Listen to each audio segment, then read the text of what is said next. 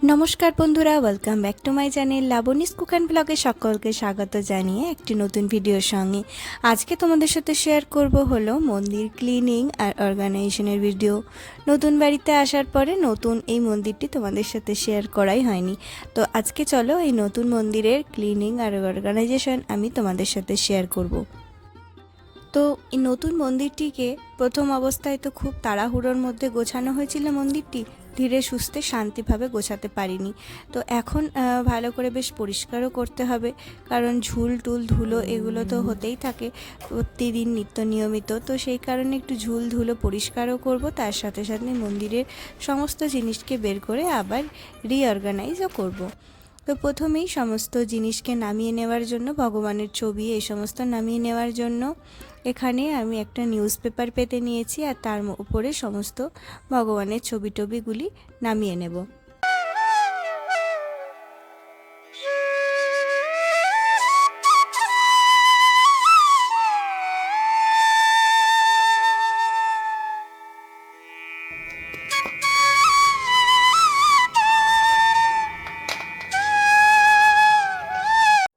সমস্ত পিকচার এবং এর ওপরে যে আছে যা আছে সমস্ত কিছুই আর কি নামিয়ে নেব, আর এই কাপড় টাপড় সমস্ত কিছুই নামিয়ে ফেলবো, এগুলোকে ধোবার জন্য সাইড করে রাখবো। আর এখানে আমার গোপসোনাকেও নামিয়ে নিলাম।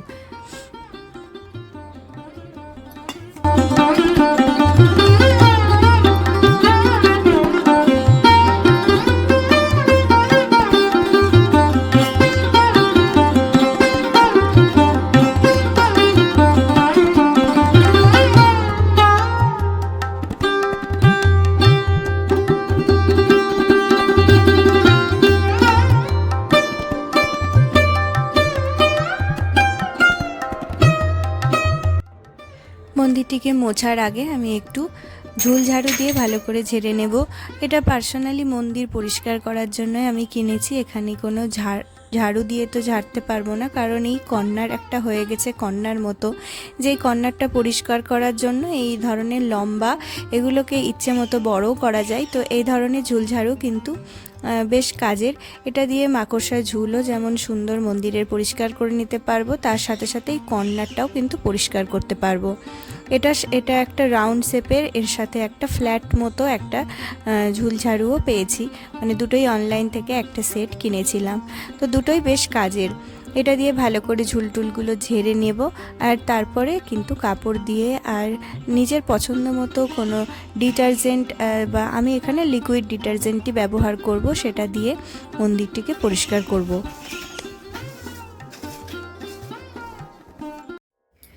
আর এই ঝুল ঝাড়ুটা এটাতে যেমন কবয়েবও ঝাড়া যাবে, বিভিন্ন কাজে তোমরা ব্যবহার করতে পারো। একদম ন্যারো যে স্পেস রয়েছে এই জায়গাটা দেখতে পাচ্ছ, এই কর্নারটা পরিষ্কার করাটা খুব একটা কঠিন বিষয়। তো এই কর্নারটা কিন্তু এই ফ্ল্যাট ঝুল ঝাড়ু দিয়ে আমি ইজিলি পরিষ্কার করে ফেলেছিলাম।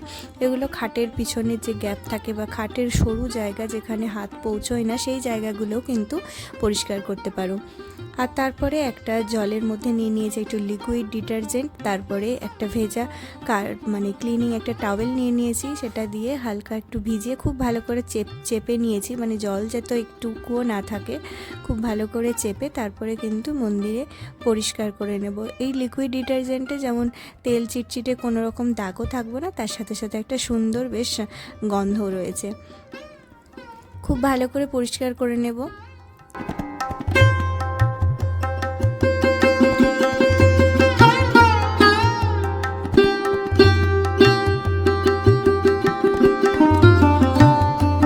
প্রথমে এই লিকুইড সোপটা দিয়ে ভালো করে সব জায়গায় মুছে নেওয়ার পরে এটাকে বেশ ভালো করে 2-3 বার ধুয়ে ফেলেছিলাম, যাতে এর মধ্যে কোনো সাবানের ফেনা জাতীয় কিছু না থাকে। তারপরে একদম ভেজা এটা দিয়ে খুব ভালো করে মুছে পরিষ্কার করে ফেলেছিলাম।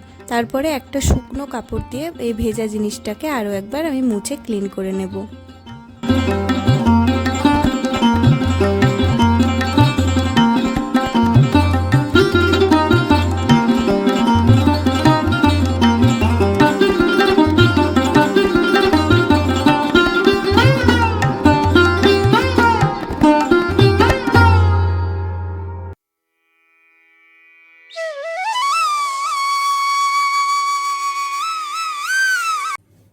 নিচের পোর্শন তো ভালো করে পরিষ্কার পরিচ্ছন্ন হয়ে গেছে। এবার ওপরের যে মানে মন্দিরের যেটা ছাদটা রয়েছে তার উপরে আমার কিছু বেশ বড় বড় ফ্রেম থাকে, যেগুলো মন্দিরের মধ্যে আঁটবে না, সেই সমস্ত ধরনের বড় ফটোগুলোকে আমি ওপরে ছাদের মধ্যে রাখি। আর এই জায়গাটা বেশ ভালো করে একটু ধুলো পরিষ্কার করে নেব, কারণ এই জায়গাটা তো রেগুলার পরিষ্কার করার সময় হাত পড়ে না, তো সেই কারণে এই জায়গাটা আমাদের বাদ পড়েই যায়। তো যখন ডিপ ক্লিন করছি তখন কিন্তু এই জায়গাটা ভালো করে পরিষ্কার করে নেব। তারপর ফটো ফ্রেমগুলোকে ভালো করে মুছে আবার যথাস্থানে লাগিয়ে দিয়েছি এরকম করে। আর তারপরে এই ফুলদানিটার নিচে থাকলে ভীষণ অসুবিধা হচ্ছিল, আর ধূপ বা প্রদীপ এগুলো জ্বালানোর সময় এগুলোতে ধরেও যেতে পারে, তাই ভাবলাম এটাকে ওপরে উঠিয়ে দিই। এটাকে ওপরে উঠিয়ে দিলাম আর এই ঘন্টাগুলোকে আবার যথারীতি লাগিয়ে দেব।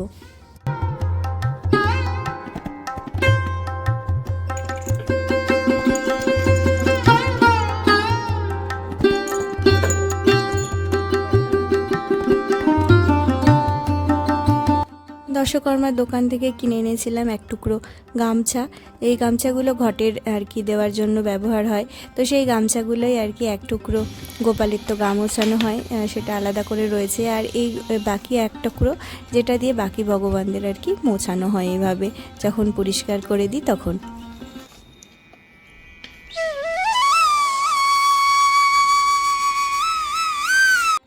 আগের দিন রাত্রেই আমি করছিলাম কাজটা, কিন্তু হঠাৎ একটা এমার্জেন্সি আমার কাজ পড়ে যায়। তারপরে গোপালকে উঠিয়ে, মন্দিরটা পরিষ্কার তো হয়েছিল দেখলে, ক্লিনিং করার পর গোপালকে উঠিয়ে সন্ধ্যারতি দিয়ে আমি চলে গেছিলাম। বাকি ফ্রেমগুলো, বইপত্র, এই সমস্ত জিনিসগুলো মোছা আর হয়নি। সকালে স্নান সেরে পুজো করার সময় এগুলো বাকি জিনিসগুলো মুছে মন্দিরের ওপরে উঠিয়ে রাখবো, কারণ ঘর ঝাড়া মোছা করতে হবে। আর বাকি যে সমস্ত জামা কাপড় জমেছিল, পুজোর পাতার যে আসনগুলো, সেগুলো সমস্ত ওয়াশিং মেশিনে দিয়ে একটা ছোট্ট সাইকেল চালিয়ে ধুয়ে নিয়েছিলাম। আর তারপরে শুকাতে দিয়েছিলাম, সেগুলো শুকিয়েও গেছে। তারপর আমি ইভিনিংয়ে, তোমাদের শুকিয়ে যাওয়ার পরে আর কি ভিডিওটা করছিলাম, ইভিনিংয়ে আবার সন্ধ্যারতি দেওয়ার সময় এই সমস্ত কাপড়গুলো পেতে ভগবানদের বসিয়ে নেব। যে কোনো ক্লিনিং আর অর্গানাইজেশনের কাজ করতে শুরু করলে কিন্তু একটানা ওইভাবে 2 ঘন্টা বা 3 ঘন্টা দেওয়া যায় না, কারণ আমাদের বিভিন্ন রকম কাজ চলে আসে, খাওয়া দাওয়া, রান্না বান্না ভাগে ভাগে করতে হয়। তো সেই কারণে আমাদেরকে ভাগে ভাগে ব্রেক দিয়ে দিয়ে কাজগুলো করলে কিন্তু অনেকটাই হেল্প হয়। আর কাজটা একটানা করতে গিয়ে যে মনোটোনাস লাগে সেটাও কিন্তু লাগে না।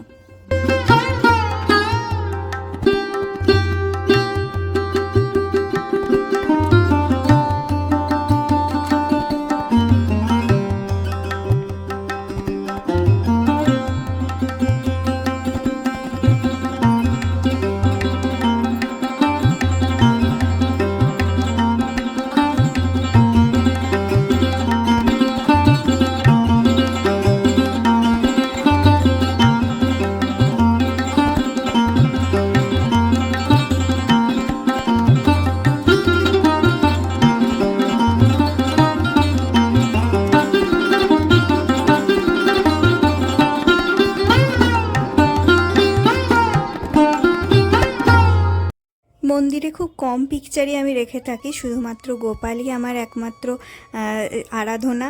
তাকে ডাকলেই সমস্ত দেবদেবীদের ডাকা হয়, সেটা আমি মনে করি। আর সেই কারণে তাকেই একমাত্র পুজো করি। আর বাকি কয়েকটা যে সমস্ত ফটো রয়েছে, যেমন আমার ভোলে বাবা ভীষণ প্রিয়, তো সেই কারণে তার একটা ছবি রেখেছি। আমাদের বাড়িতে যেহেতু একটা ছোট্ট শিবলিঙ্গ আছে, তাই আমি আর আলাদা করে আর শিবলিঙ্গ কিনিনি, কারণ আমার শ্রীকৃষ্ণ, আমার গোপালকে ডাকলেই সমস্ত দেবদেবীদের ডাকা হবে, সেটাই একমাত্র সত্য।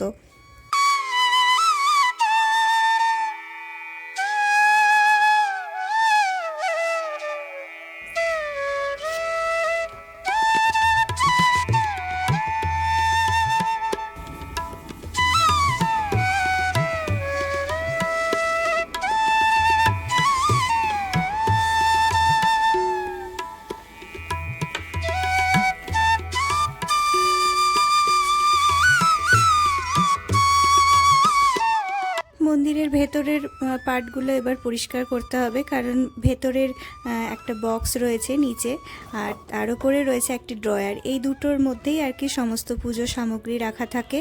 আর একটা সাইডে রয়েছে, তোমাদের পরে দেখাচ্ছি কোথায় কোথায় আমার আর কি পূজার সামগ্রীগুলোকে রাখা থাকে।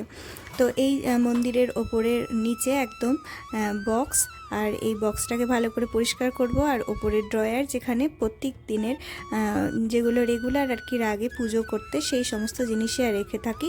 আর একদম নিচেরটায় যেগুলো পুজো পারপাসে ব্যবহার হয় সেইগুলো আর কি রেখে থাকি। বেশিরভাগটাই আর কি বাসন, এক্সট্রা জামা কাপড় এই সমস্ত রাখা থাকে। ভেতরের জিনিসে একটু অল্পই ধুলো বালি পড়ে, তো সেই কারণে হালকা একটু ডাস্টিং করে সেগুলো সমস্ত কিছু আর কি একবার মুছে টুছে আবার গোছগাছ করে তুলে রাখবো।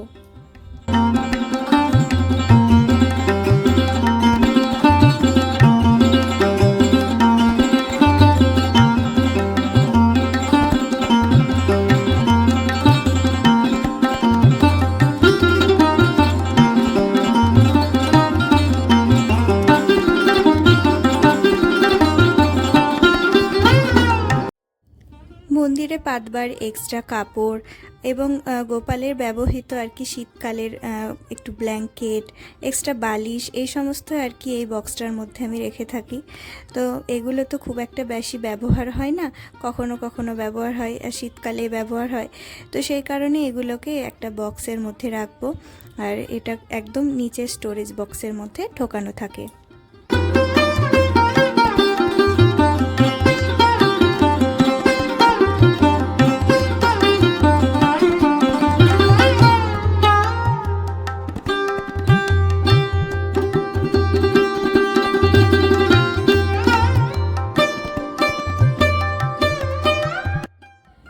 আইসক্রিমের যে ডাব্বাগুলো হয় সেগুলো খুব সুন্দর অর্গানাইজার, কিন্তু আমি এগুলোকে ধুয়ে পরিষ্কার করে আবার এর মধ্যে এই গোপালের নতুন জামা কাপড়, যেগুলো খুব একটা পরে না, অকেশনালি পরায় আর কি, এগুলো একটু হেভি কাজের, আর রেগুলার এগুলো পরানো হয় না, ধুলে এই জামা কাপড়গুলো নষ্ট হয়ে যাবে রেগুলার। তো সেই কারণে এইগুলো একটু আলাদাভাবে এই বক্সের মধ্যে রেখেছিলাম। আর যে সমস্ত বাসনপত্র রয়েছে আমার, সেই বাসনপত্রগুলোকে এইভাবে একটার মধ্যে একটা রাখলে না অনেকটা স্পেস সেভ হয়। তো আমি তো এইভাবেই রেখে থাকি একটা বড় জিনিসের মধ্যে ছোট ছোট। তো এগুলো খুব একটা যেহেতু প্রত্যেক দিনের পুজোর কাজে লাগে না, তো সেই কারণে আর কি এগুলোকে এভাবে রেখে থাকি। যখন কোনো একটু ভালো করে পুজো করি তখন এই জিনিসগুলোকে বের করা হয়। আমার মন্দিরের এই যে একটা সাইডে ওয়াল আছে, তোমরা দেখতে পাচ্ছ, ভালো করে মন্দিরটা খেয়াল করলে দেখতে পাবে।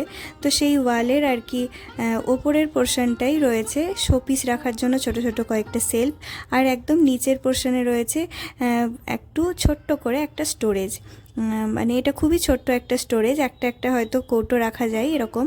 তো এর মধ্যে থাকে হলো আমার গোপালের আর কি খাবার দাবার, আটা, গুড়, যেগুলো পূর্ণিমার পুজোয় লাগে, এই সমস্ত জিনিস, কাজু, কিশমিশ, খেজুর, আমন্ড, এই ধরনের ছোট ছোট মানে যেগুলো ড্রাই ফ্রুট, সেগুলোই আর কি বেশি আমি গোপালের পুজোতে দিই, ভোগে দিই। তো সেই কারণে আর ফলমূল এটাই আমি দিয়ে থাকি। প্রতিদিন বানানো সম্ভব হয় না, যেহেতু এখানে আসার পর আমার এখনও সেটআপটা হয়ে ওঠেনি যে ভগবানের পুজোর মানে ভোগ যে বানিয়ে দেব, সেটার জন্য আলাদা করে একটা জায়গা এখনও বানানো হয়ে ওঠেনি। আমার আগের ঘরে বেশ বড় কিচেন ছিল, একটা সাইডে একটা আলাদা ওভেনে আমি ভগবানের জন্য রান্না করতাম। আর এখানে একটি যেহেতু ওভেন, অন্য ওভেনটা লাগানোর এক জায়গা পায়নি, তো সেই কারণেই আর কি এখানে বানিয়ে দেওয়া হচ্ছে না বলে ড্রাই ফ্রুটস আর ফলমূলের ওপরে ভিত্তি করে আর কি আমার গোপালকে এখন রাখছি। তবে একটা জায়গা বানাবো, সেখানে আমি ভগবানের জন্য ভোগ বানাবো, তোমাদের সাথে তখন শেয়ারও করব। মন্দির গোছগাছ করার পরে বুঝতে পারি যে কোন জিনিসটা শেষ হয়ে গেছে, কোন জিনিসটা আনবার প্রয়োজন। তো সেই মতো কিছু জিনিস অর্ডার করে নিয়েছিলাম, আর সেই সমস্ত জিনিস কেনার পরে সেই সমস্ত জিনিসগুলোকে আবার পুনরায় কৌটোর মধ্যে সেট করে রাখছি। খেজুর, কিশমিশ, কাজু, এই সমস্ত শেষ হয়ে গেছিলো, সেগুলোই আবার আনিয়ে নিয়েছি। আর বেশ কয়েকটা ধূপবাতি বেশ ট্রাই করছিলাম কীরকম ধরনের কোনটা ভালো হবে, তাই অনেকগুলো এরকম ধূপবাতি নেওয়া হয়েছে। এই ধূপবাতিগুলো একটু অন্য ধরনের, যেগুলো স্টিক টাইপের হয়, এরকম নয়। আর কিছু কোন টাইপের ধূপবাতি এই সমস্তই আর কি নিয়েছি।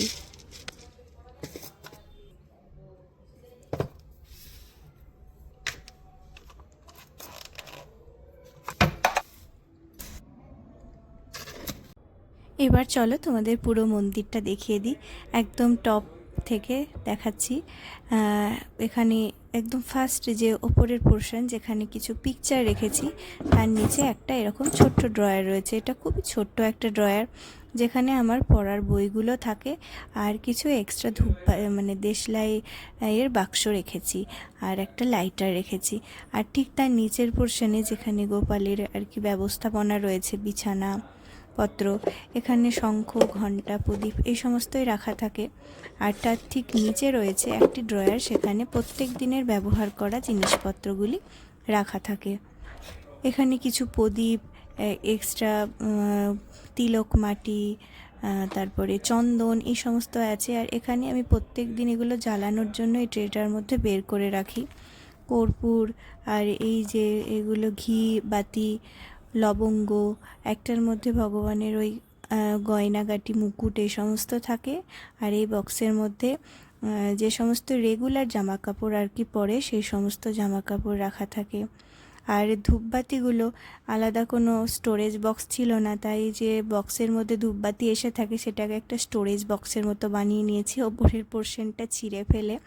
তাহলে কি হবে, ধূপবাতির যে গুঁড়োগুলো সেগুলো সারা জায়গায় ছড়িয়ে যাবে না। ভেতরের পোর্শনটা এই যে এভাবে সমস্ত বাসন এক সাইডে আর সমস্ত এক্সট্রা জিনিসপত্র এক সাইডে রেখে এই জায়গাটাকে গুছিয়ে নিয়েছি। একদম সাইডে যে সেলফটা রয়েছে তার মধ্যে বটি, তারপরে ভগবানকে স্নান করানোর চন্দন আর কিছু খাবার দাবার, কাজু কিশমিশ এই সমস্ত রাখা থাকে। মন্দিরে একটি হ্যান্ড টাওয়েল খুব দরকার হয় ভাত ধুয়ে মুছবার জন্য, তাই এটাকে লাগিয়ে নিয়েছি। আর একটা এরকম ছোট্ট টেবিল যার উপরে গোপালের ভোগ